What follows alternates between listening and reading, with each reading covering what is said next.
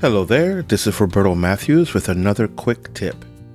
In today's video, I will show you how I grow my fruits and vegetables in my AeroGarden very inexpensively by using an alternative fertilizer.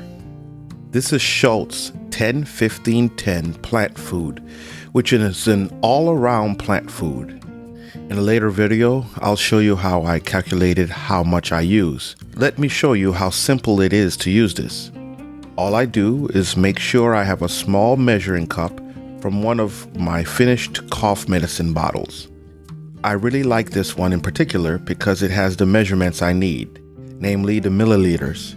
This particular recipe calls for 2.5 milliliters of fertilizer per 2 liters of water. So you could tell this is going to last for a good long while.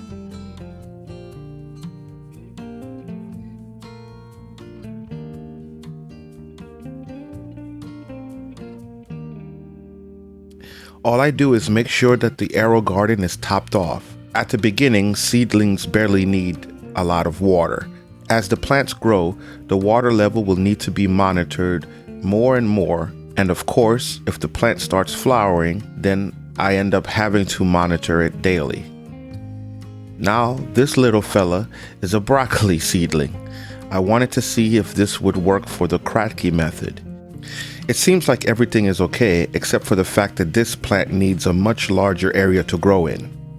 As you can see by the root growth, it's doing quite well, but I'm constantly having to refill the system. And I thought that this opaque construction paper would keep out enough light, but no. So thank you very much for watching. If you like this video, please don't forget to leave a like below.